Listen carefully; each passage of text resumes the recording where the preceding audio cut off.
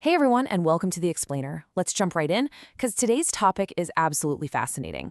We usually think of kids' crafts as just, simple ways to keep them busy, but what we're looking at today proves there is a whole world of cognitive development hiding right in plain sight. We're breaking down the creation of true magic wands. And look, this isn't just about gluing some cardboard together. It's an awesome tool that blends imaginative roleplay with actual clinical developmental benefits. So let's dive into the science and the creativity behind this whole shebang. Section 1. Awakening the Magic. Before we get into the nitty-gritty of building this wand, we really need to look at the environment this activity is trying to create. Every great project needs a good hook, right? Well, our source material gives us this absolutely fantastic script to start with. It goes like this. The world is full of magic, but sometimes it needs a little help to wake up.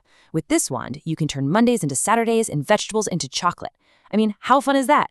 It sets up this incredibly playful premise that just completely captures a child's attention. You're giving real purpose to the craft. We aren't just making a toy, we are transforming a simple object into a tool of total imagination. Section 2. The step-by-step. Okay, so here is where the magical story meets the actual instructions.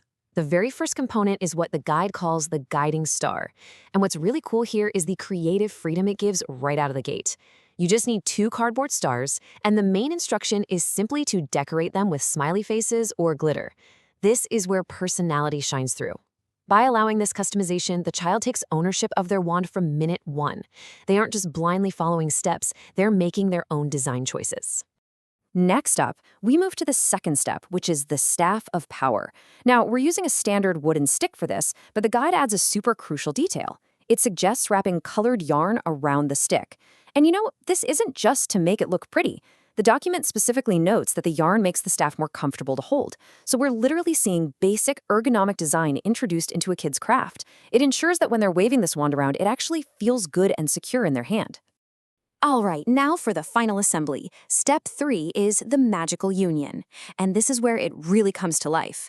You just glue the stick to one star and cover it up with the other one. That creates a nice, solid structure and completely hides the joint.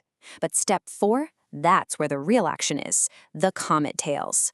By gluing strips of crepe paper or satin ribbons to the base of the star, you're adding movement. The original text actually says you'll see how they dance when you cast a spell.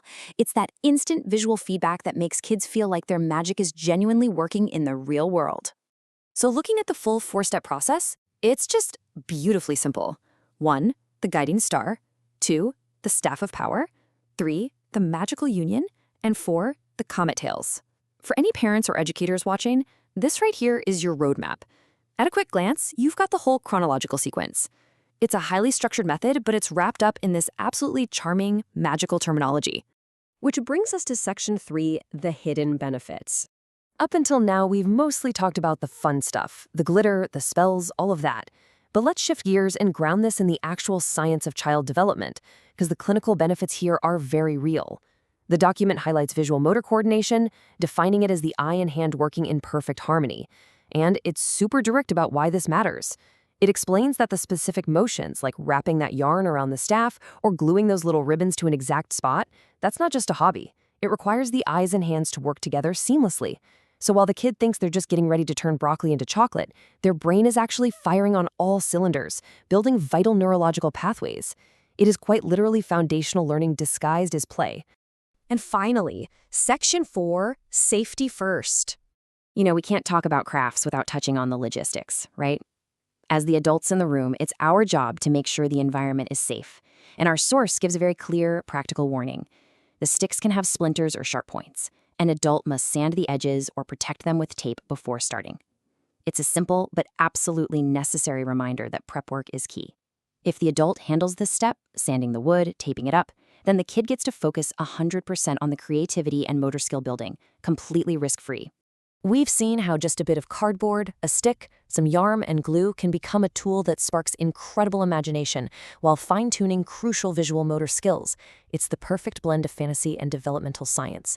So the question is, are your little ones ready to create some magic and develop their skills today? I really hope this explainer has given you the inspiration to try this out. Thanks for hanging out with us for this breakdown, and I'll see you in the next one.